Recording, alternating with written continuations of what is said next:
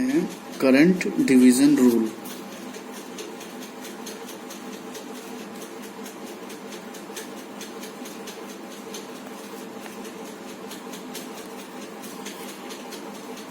तो करंट का डिवीजन कब होता है? जब रेजिस्टेंस पैरेलल में हो।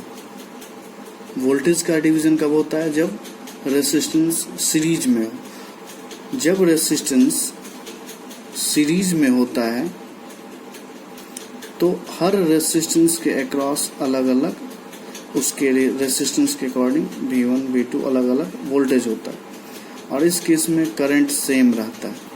लेकिन जब रेजिस्टेंस पैरेलल में हो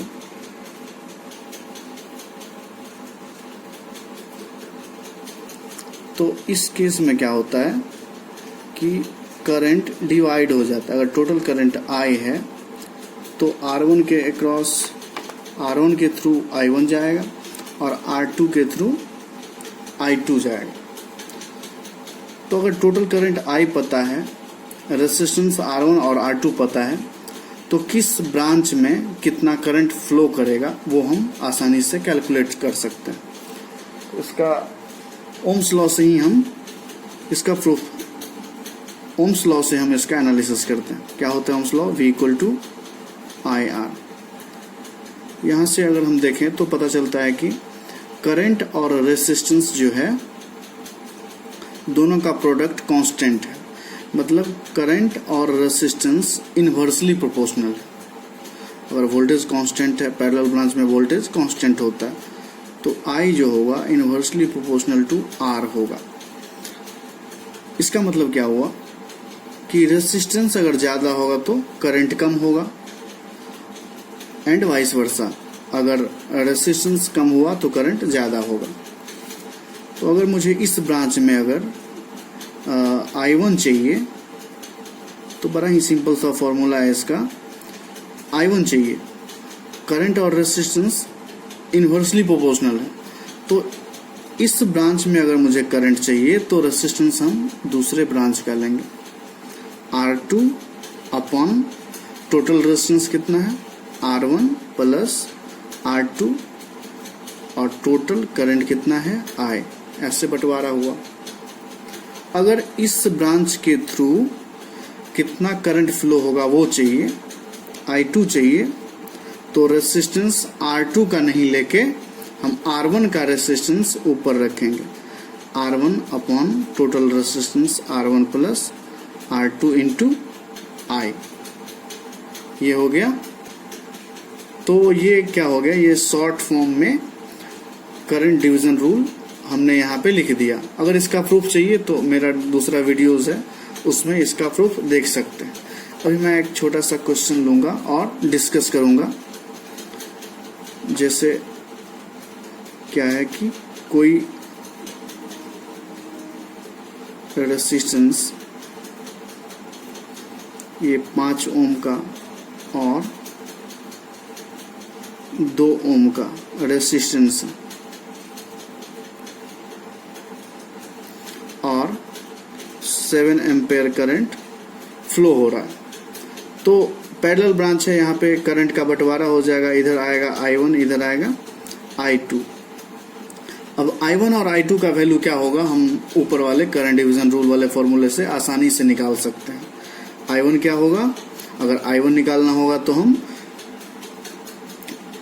ये रेजिस्टेंस नहीं लेके I2 वाले रेजिस्टेंस को लेंगे। 2 अपॉन टोटल रेजिस्टेंस कितना है? 2 प्लस 5। करंट टोटल कितना है? 7 एम्पेयर। इसको कैलकुलेट करेंगे।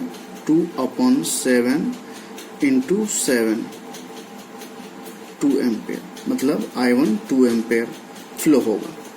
I2 निकालना चाहें तो I2 क्या होगा? I2 निकालना है तो ऊपर में कौन सा रेजिस्टेंस रखेंगे? ये इधर वाला 5 ओम का रेजिस्टेंस रहेगा अपन टोटल रेजिस्टेंस है 5 प्लस 2 और करंट टोटल कितना है? 7 एम्पेयर।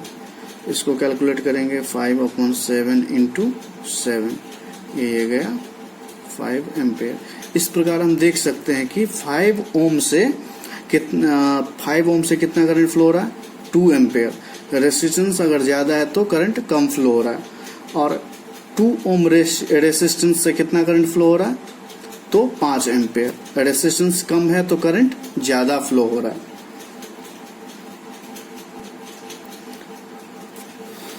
लेकिन एग्जाम में ऐसा क्वेश्चन तो आता नहीं है कि आपको टोटल करंट दिया रहेगा, रेसिस्टेंस दिया रहेगा। थोड़ा सा ट्विस्ट रहता है इसमें, क्या कि डायरेक्ट टोटल करंट के बदले आपको वोल्टेज सोर्स दिया रहेगा। जैसे एक सिंपल सा सर्किट लेते हैं, प्लस माइनस 10 वोल्ट का,